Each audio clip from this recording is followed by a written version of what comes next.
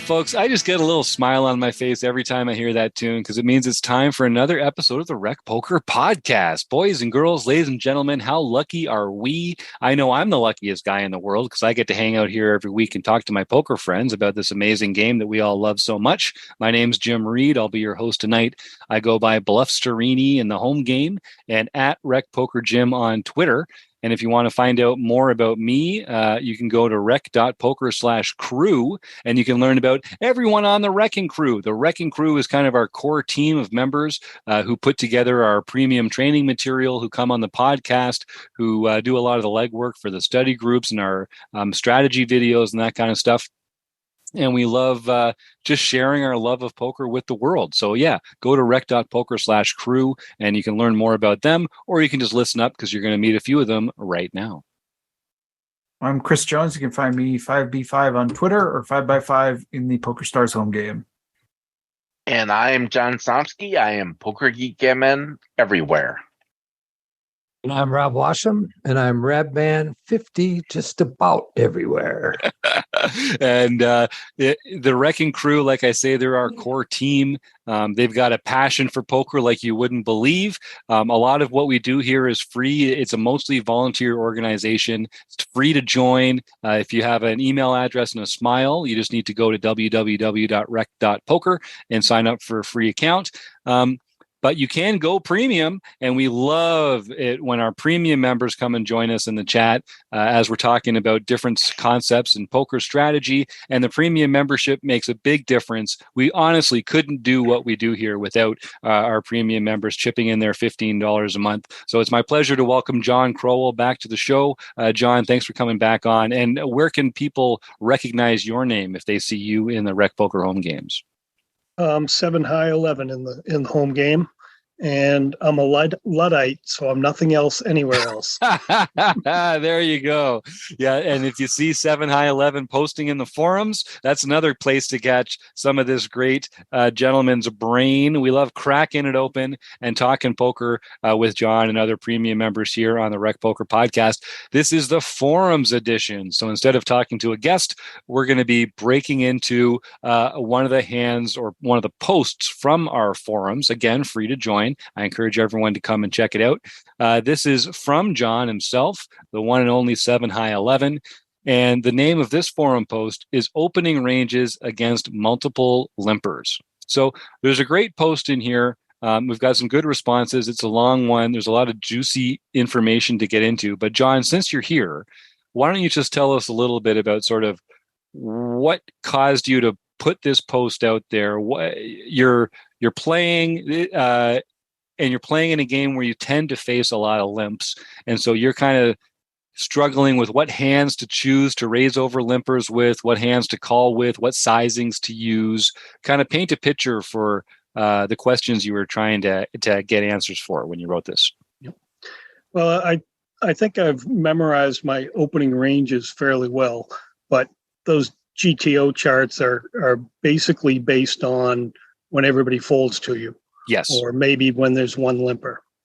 And I understand the concept of if you've got a limper in front of you, you would change your open raise. Most people add 1x for the limper. But I play in games where there are more unstudied people and I'm getting lots of limps. Either I'm in late position and 4 people will have limped in front of me, or even if I'm in third position, I get 2 limps in front of me, I make a raise, and then I get 4 callers all around the table. And generally, I'm going to get outflopped unless I have raised a premium hand. And the GTO ranges are designed to be a little bit wider than a premium hand. Definitely. So I'm going into these and I just get myself into these circumstances where I end up having to fold a lot after having open raised. And it just seems that I'm bleeding away chips on these open raises. And I just haven't been able to find the right equation to know how to get rid of so many of these limpers. And my real question was, should I be changing my range? Should I be tightening it up? Should I be changing my bet size? Should I be playing more suited connectors and less low Broadway cards, et cetera, et cetera? I'm just sort of looking for a formula that helps me refine my opening ranges. Yeah, we all like having rules to follow, right? Like that helps when it comes to this kind of stuff, just general rules of thumb. And so I think we'll talk a bit about the cash games that you're playing in at first. I know Chris Jones wants to talk also about sort of some of the tournament ramifications as well, because we talk a lot about tournaments here at Rec Poker, but it is a similar game, but a slightly different game as well. Your incentives are different, and your action should be different. So, first of all, John, you are not alone, my friend. I think a lot of people struggle with this as well. They're playing in games with less experienced players who are limping a lot. It's hard to get heads up. You're playing a lot of pots multi-way. And anytime you're playing a lot of pots multi-way, the strength of your hand really matters a lot more than heads up. You just don't get a chance to take the pot away nearly as often facing 3 or 4 opponents as you do facing one opponent. One opponent is going to miss the flop a lot. If you've got 3 or 4 other people in the hand, one of them is going to interact with that board hard enough that you're not going to be able to bluff them off as easily. So you end up going to showdown more, and that does have some ramifications for what we should be doing pre-flop in that spot. So I'll just say the general rules that I generally think about. I mean, it kind of depends on who are the limpers. Are these people who limp and fold? Are they players who limp and call? Are they players who limp and re-raise? And if so, is it in a balanced fashion? You might change the range of hands that you choose to raise over limpers depending on what kind of player they are. But let's talk mostly about players that limp and call. And this is most limpers. Most players that limp are wide passive players. They're playing wide, weak ranges, playing them passively. And just because they've limped, they've already kind of told you, hey, I want to see a flop, and I'm not the raising kind. So a lot of limpers are people that limp and then call raises. So when that's the case, as we said at the top, you're going to end up going multi-way a lot.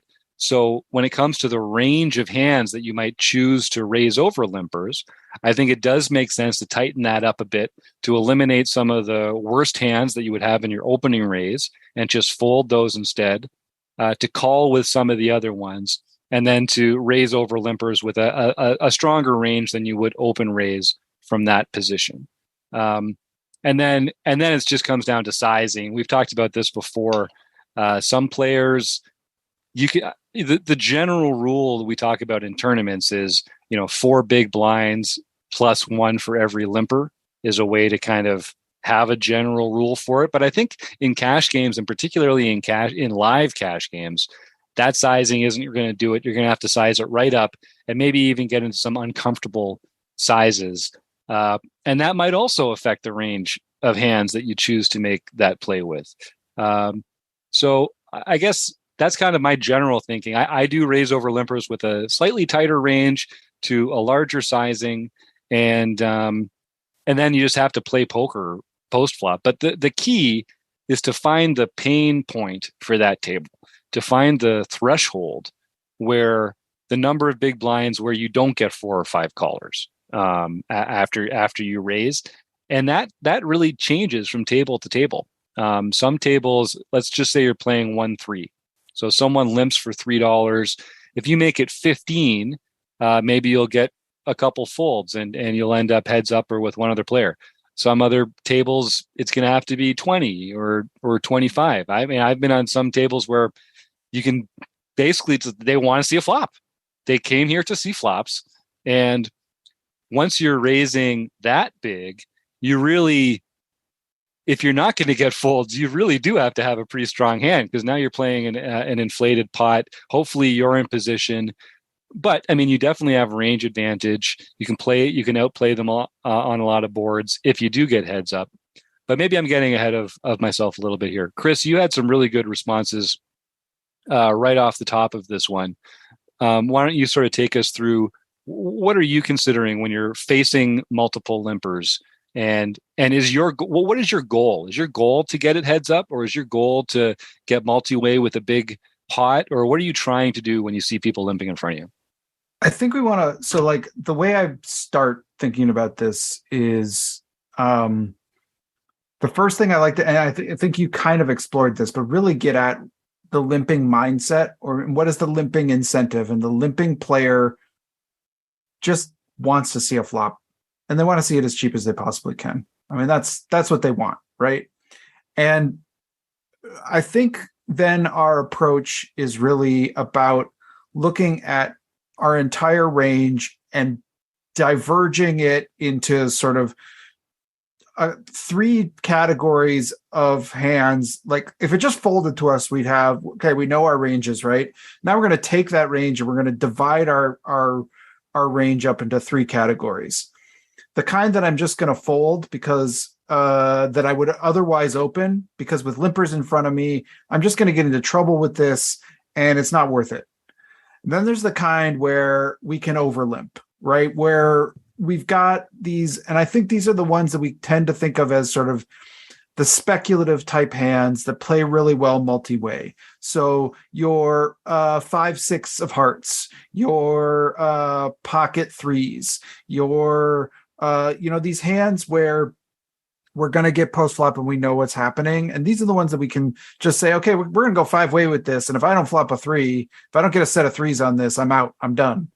So those are pretty easy to play post flop, and we're not going to lose a lot with them that way.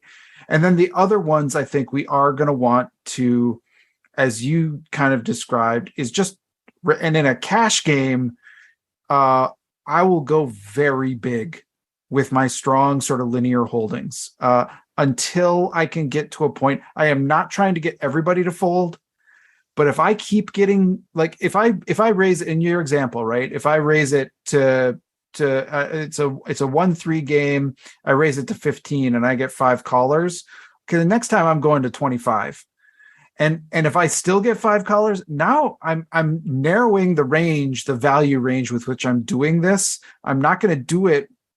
I need to have really strong holdings, but now I'm going to big until I can see the point at which I can get heads up, or everybody folds, and that's fine. Okay. So, and I did it with a really strong holding that stinks, but like we can only play effectively. It's really hard to play multi-way. And we want to find the point where these players are going to have that's kind of too rich for my blood, and kind of try to find that pain point. So those are the kind of the place I'd start with. I'd be curious to hear what others think too. I have a totally different way of looking at it, to tell you the truth, Chris. So let's talk about how I might do it. First of all, you talked about changing your range and having 3 different parts of your range. I think really the only thing I would do differently is I don't actually remove any cards from my range.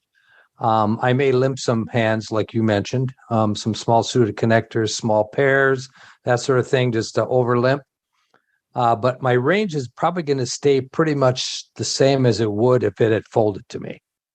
And if I'm going to raise, then I'm just going to raise my normal raise size plus 1 big blind for every limper. And if I get 5 callers, so be it. I'm going to go to a flop, and I think I'm going to feel a little bit more confident about my ability to play post flop than they are. Understanding the kinds of ranges that they have, and understanding that most players that limp are looking to hit a flop. And if they hit a flop, they're going to get aggressive. That's when you're going to hear from them. If they don't hit a flop hard, they're not going to be very aggressive. And then if you happen to get one of those hands, like an overpair, a top pair, top kicker type hand, you can probably get some value from those hands. And again, unless you hear something from them, chances are you're going to be ahead of them. But at the same time, when you got multiple limpers, you definitely have to be careful post flop. And that's just the way I play it. I don't try to get, I'm not trying to bet big enough to get a whole bunch of people to fold. I just, there's a lot of hands you can do that with, but I just don't feel very comfortable doing that. I would rather just play my regular game and just try to understand where those people are coming from. Now, I've played with people that they'll limp ace king, because ace king is a drawing hand. It's not a limping hand. It's just it's not a made hand. They're going to limp ace king, and you get to the river, you go, oh my God, they had ace king. I was sitting here with ace queen thinking I'm golden. That happens. But for the most part, you're going to find those middling type cards. And if you get one of those middling type flops, you got to be very careful. And Chris is talking about sort of stymieing our opponents. They want to see a flop for cheap. And so our job is to kind of stop them from doing that, and then changing the dynamic of the table so that they're going to be playing our kind of poker. And Rob, I think, is coming at it from more sort of like adapting himself to that dynamic at the table. And instead of trying to force more heads up pots with the initiative, he's really, and correct me if I'm wrong, Rob, but you're talking more about sort of just putting yourself in a position to outplay those players. Even though you're going to be playing more multi-way hands, you're not going to have the initiative. You're just going to kind of play good, solid poker, and that's the choice that you've made. Is that fair? Yeah, and at the same time, you're practicing pot control, right? Because you're not trying to put so much money in there to get people to fold. You're just putting the normal amount that you would put in there anyway, and then just playing post flop. That is the way that I've been approaching it and the way I've been playing it. But I've been finding that, again, with 5 people in the hand, I'm getting out flopped 4 out of 5 times. And you're exactly right, Rob. I do hear from them and I know to fold.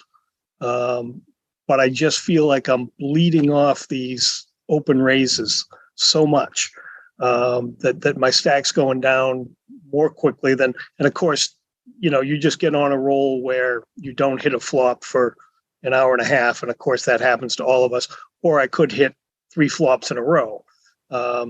But I just find it, the example that I put in there is I opened with ace jack and I got, 5 callers.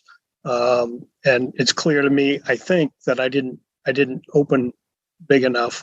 But then I put in a pretty good, and there's a jack on the flop. I put in a pretty good size raise and I got called. You raise or you just c-bet?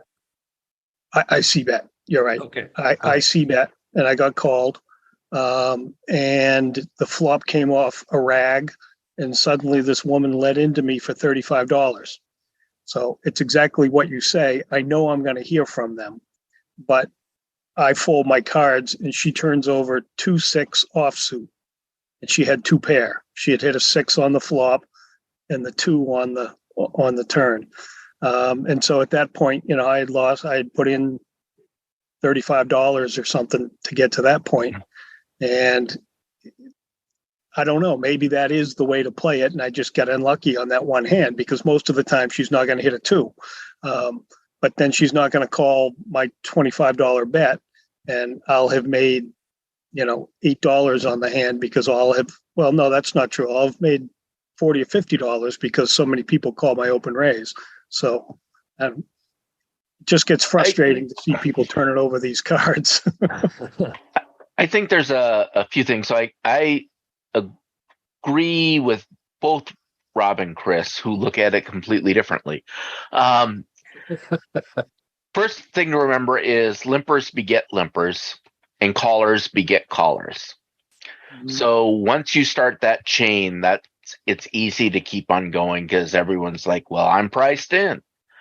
So I definitely agree with Chris's point on dividing your range and taking the portion of your range that plays well against in a multi-way pot and playing that portion as a limp and play it multi-way. The thing to be careful of is if you're playing your 5-6 suited and the flop comes, Jack 6 deuce, that's not a good flop for you. You've got to be able to get rid of those one pair hands. You're really looking to make a big hand in a multi-way pot. You have to have a stronger hand to go.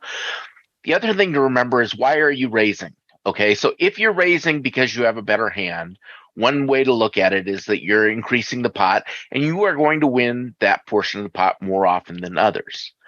However, you're also decreasing your pot to stack ratio, and you are decreasing the edge that you have, the amount of cash that you can utilize for your edge, the amount of multiplier your edge has for the remainder of the hand. So you really do want to limit the field. So if you are raising and you're never getting any folds, then only raise if you really want to play a big pot, because you're not getting any other value from that raise. You're not thinning the field. So you need to raise bigger in the cases where you're going to raise.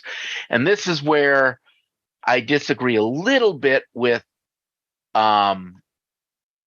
Rob, in that there are portions of my range that I will end up dropping out, because there might be things like ace 9 that is a very difficult hand to play multi-way and know that you've got, because your ace may not be good and your ace may cost you a lot of money with the second best hand. So but ace 9 is only in my button range. Okay. I guess it's not in my button range. I mean, it's way earlier than my button range. So I will tighten my range with what I am. I won't limp everything that I would have raised with, or definitely won't raise everything I would have raised with. I tend to look at it, if it's just a single limper in front of me, I ignore the limp. I mean, I increase the size that I'm going to bet, but I don't let the limp does not influence the strength of my hand. Once you get 2 hands in there, 2 to 3 limpers, then it's more, I do start to tighten it. And once you get like 4 or 5, I almost treat it, instead of opening, I'm making a 3-bet, and I use my 3-betting range. So I think there are things you can do. The thing is, if you are playing with bigger pots, your variance is going to be higher.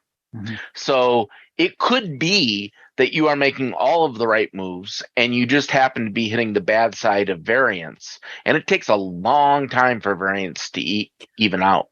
But I still, with the premium hands like an ace king, you really want to play that against 1, maybe 2 other players. You don't want to go 5 ways with that. Yeah, and so I really love what you just said there, John, because I think that is, for me, part of what we're doing. We are increasing our variance. There's no doubt, right? Like, if we're going to have a player who, if we make a big bet and we only do it with a really extreme good part of our range, right? Like we're doing maybe jacks plus an ace king or something like that, but we're making it really big now because we have all these players who won't fold. We are increasing our variance. If they're going to call us with deuce 6 suited, and we have queens, and they're going to hit deuce 6 on that, we are going to lose probably our stack. I mean, at this point we've put so much in, we're probably losing our stack here. But if they're going to call us with deuce 6 suited, and I can have that premium of a holding, I don't mind the SPR getting lower. I don't mind, in fact, like that post flop edge that I might have, I'm fine at already being on the table, because I'm already expressing that against a player who is making a gigantic mistake by calling me. And sometimes they're going to outflop me and they're going to win. But what I really, truly want to avoid is having queens and having 5 players come along with me, because now there's Like, where do I go? Like, I'm just in hang on mode, no matter what the flop is. If it's an overpair, do people, there's no flop except maybe like a queen that I feel good about when I'm going five ways. And even a queen could be dicey depending what's on the board. And part of the problem is we haven't forced our opponents to define their range at all. If we limp along, then all we're doing is we're playing against several players, and the only action they've taken so far is to limp or to overlimp. So their range is extremely wide, and that makes it harder for us to exclude hands from their range as we continue through the hand. So it makes it hard. It makes it harder for us to know, oh, well, do they have that sneaky two pair there? Because our brains aren't used to parsing ranges that have every single combo in it. And so we're going to be wrong more post flop. And that's a problem. Yeah, Chris. One last thing I'll say about this too is I think limpers tend to price in the raise that is conventional wisdom. Like they expect, I mean, they're happy to go to a flop with one big blind in the middle, but they very much expect to just limp and call with their entire range. And they think they're getting a cheaper, nobody's really going to raise me. I can still see a flop for like 4 or 5 big blinds. That's what I want with this hand, with my 10-9 of diamonds or whatever. So the only thing that's going to sort of like shake that up is changing our sizing. So that's why I advocate it. Yep, I couldn't agree more. And some of this is really also very stack dependent, because obviously the deeper the stacks are, the larger you need to make your isolation raise in order to bring that fold equity, to bring that pain to them so that they're reaching that threshold where they can release the hand. John, did you have something there as well? I just really like the point Chris made there about how hard it is to range all of these limpers. And again, in this example hand, I just had to make the assumption that this woman had come along with a pair of 2s or a pair of 6s and hit a set, because I couldn't, for the life of me, imagine. And for the record, it was 2-6 off, not 2-6. Right. I just couldn't imagine that she had that. But I knew by her bet that she had something more than a pair of jacks. So to Rob's point, yes, those people will let you know that they have something. And unfortunately, you have to drop even. I mean, I had top pair with an ace kicker, but I knew I had to drop the hand. But it's that much harder to range them. And that's also part of what my frustration is. Yes. And I think there's kind of 2 points on that. The first is that these players that limp and call raises a lot, they're typically going to be less experienced players. So they're not playing necessarily the same kind of range you might put a more experienced player on anyway. And then the other thing is when you do get post flop, and this is what Rob was saying earlier, it's harder to range opponents, but it's almost easier to read their action because they're less experienced players.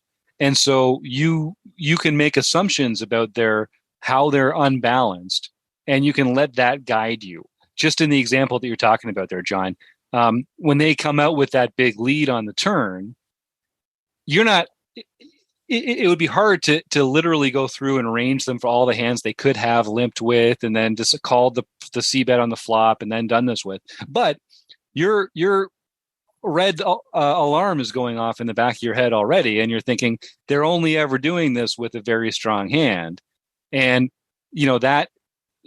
what we have to do is kind of listen to that a lot more, I think, in these spots, and probably fold more than we would otherwise, because I guess it really depends on the spot, I guess. What I'm trying to say is you have to listen to the action very carefully, and if there is something going off in the back of your head when you're playing against an inexperienced player, you usually be listening to that little thing going off in the back of your head, because you're reading the flow of the game better than they are. Chris or John?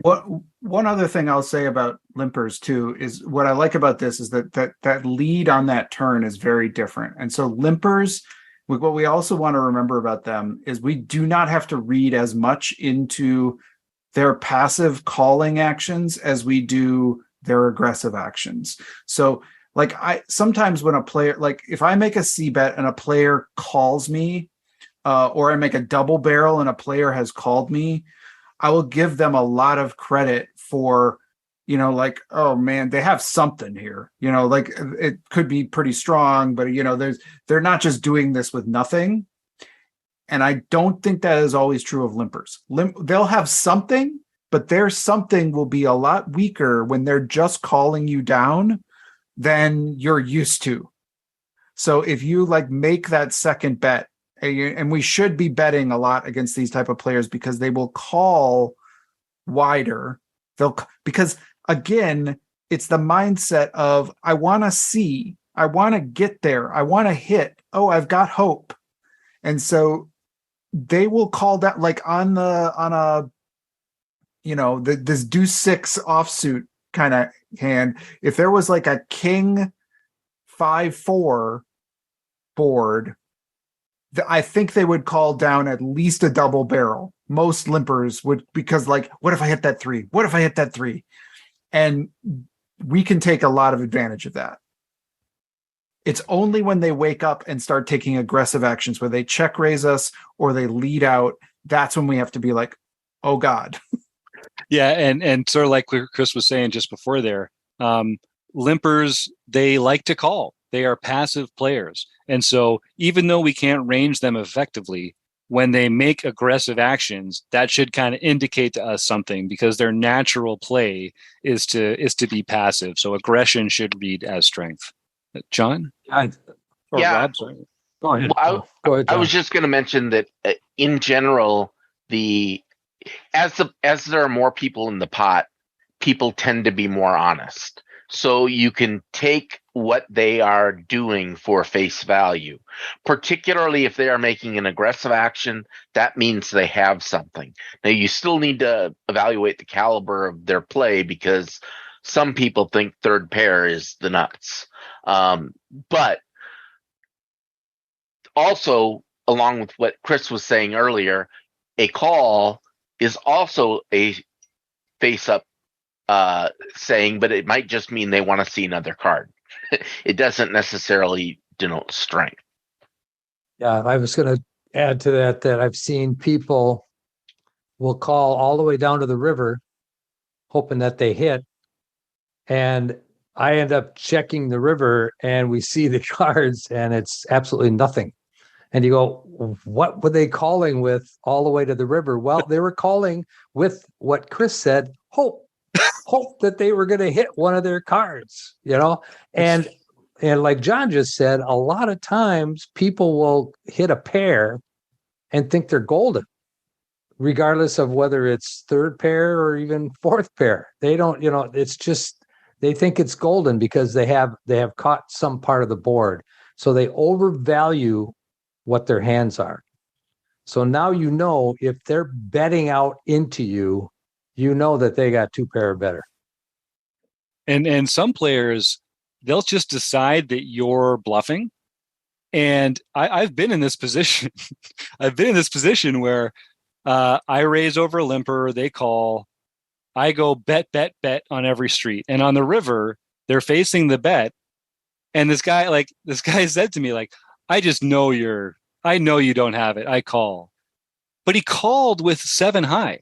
Like, he was right that I didn't have it, but I was bluffing with a better hand than he was. And it was like, we don't necessarily know the kind of mistakes some of these players might make, or like what their actual reasons are for some of it. There's people that are just like, oh, you don't have it, so I'm not going to let you win this pot. Those are good people to be playing against. A lot of the people that we're describing are good people to be playing against. So we're doing something right there already, John. If you're playing in games where lots of players are calling huge raises pre-flop with garbage hands, that will pay off in the long run, I promise. Two of the things is, one, I have learned not to do much bluffing against some of these people, simply because literally that they will call you down with a three. They have a three in their hand. There's a three on the board, and they've got a pair, and it's the nuts, and they're just going to keep calling you. It doesn't matter, how much you bet. But the other thing is when an ace hits on the flop. Nobody in these games is capable of folding an ace pre-flop.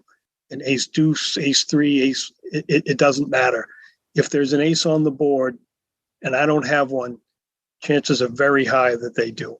It's not automatic, I understand that, but I really have to get my radar up and be very aware. And it doesn't mean they're going to bet it either. Right. They're just going to go along with the flow of the game. Somebody mentioned earlier, I think John said something about if I open and get 3-bet, never happens, or it will not happen with less than queens. Right. Absolutely. Right. It will not happen with less than queens. Hey, John, where are you playing these days? I'd like to come down and hang out. I'd like to come play in this game. Well, you're welcome. Yeah. John Somsky, did you have something there?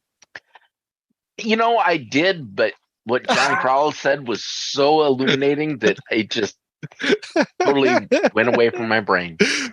Chris? I'll just say, like, if I'm in a game with a bunch of limpers and I know that I cannot be raised, I am in the right game. Yeah. Yeah. But you do have to buckle up, right, Chris? Like, yes, that's part of it. To buckle up, you're going to be in these swings of variance where you're going to have the times where you had the queens against the deuce six and you're going to lose it all. But that is, boy. It's a good spot. It's also the time that you walk away from the game with 4 or 5 buy-ins in your pocket. Yeah. Right.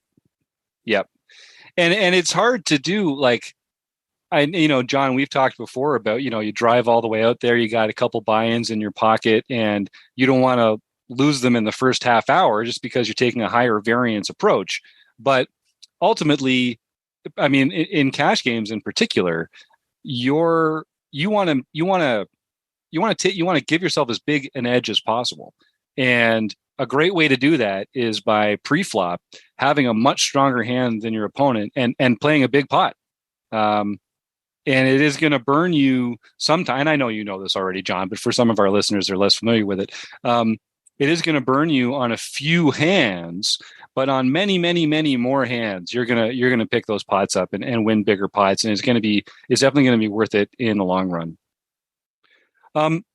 So I want everyone to think about. We've talked about this a lot. I know we usually like to keep these strategy forums editions a little shorter, but just think about a couple things, and then we'll wrap it up here, gang. So I want you to think about the kinds of hands that you never isolate raise with, the kind of hands that you always isolate raise with, or the hands that you never fold, or the hands that you always fold, something like that. Always or never, the hands that you always call. I'll go first just to get us going. So when I'm facing multiple limpers, I'm pretty much always calling with my low pocket pairs. For instance, let's say like 2s through 6s.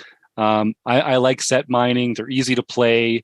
You do kind of get set over set every once in a while, but not that frequently. And I'm almost always over limping with low pocket pairs.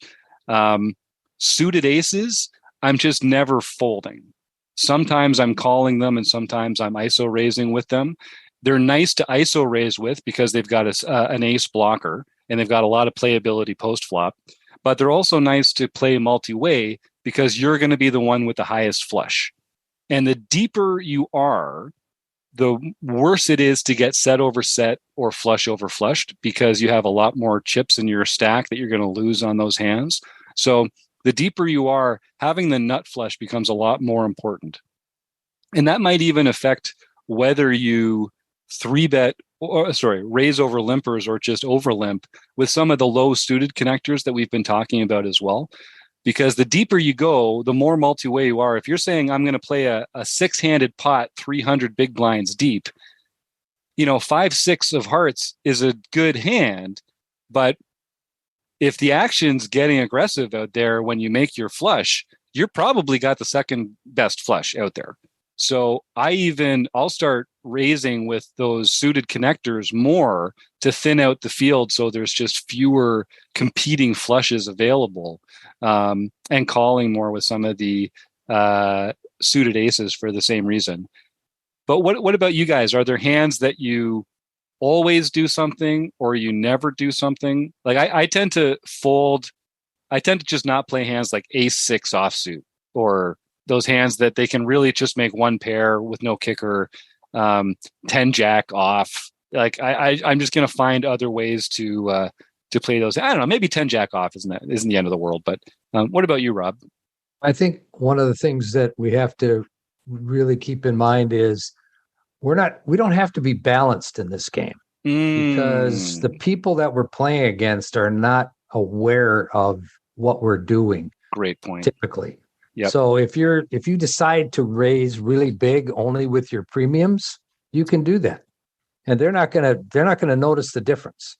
And if you raise just slightly with your medium pairs and your medium suited connectors, they're not going to realize that that's different than the raise you had when you had aces or kings. So I think we don't have to worry about being balanced. So we can really take a more exploitative viewpoint of how we're going to play these hands pre-flop. Great point. John Somsky? I was going to say I tend to play trouble hands a little less. So the rag aces, the aces that can't make a straight or are non-suited. Hands like a ragged king or a queen, I tend to want to play more suited hands, less unsuited, and more connected. Maybe some suited gappers, but probably not as many two gappers or three gappers, because you really want to have a more powerful hand in the end. And like we were saying earlier, it does kind of depend what kind of opponents you're playing against. Not many players, like Chris was saying, are going to limp and then re-raise you with a balanced range. Some will, but you just make a note on those players and then just, work around them. But I think this is a great point from Rob as well about just not having to worry about being balanced. And if these players were very, very thoughtful players and very attentive players, they wouldn't be limping as much as they are. So that tells you a lot. That tells you a lot right there. I like what John said, but I think I already do that no matter what with my range. Oh yeah. Old man coffee down there in the pretty much. Table? Yeah, pretty much. I know that's not true. But that all gets right to the very heart of my question. The original question, the example was in my GTO range. Yeah. From the button, I'm opening ace five off. But my original question was, do I need to start dropping ace five, ace six, ace seven off just a few pips off of my opening range? And I think clearly the answer to that is yes in these particular cases. Yeah, I think so. And for our folks listening at home, just for terminology, we talk about open raising usually as everyone folds to us and we get to open the pot with a raise. In this case, when people have limped in front of us, we're not technically opening the pot anymore, but we're raising over limpers or over limping, or we're ISO raising to isolate the limper or some of the limpers. But it's basically it's the same situation where you're the first one making a raise and not just calling the big blind and limping along there.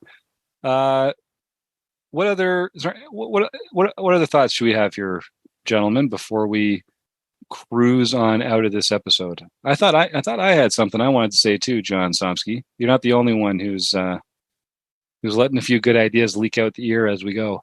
Well, this probably won't be the last time we talk about facing limpers. This is something that happens quite a lot. So maybe we'll just save it for the next time we get to have a conversation similar to this. All right.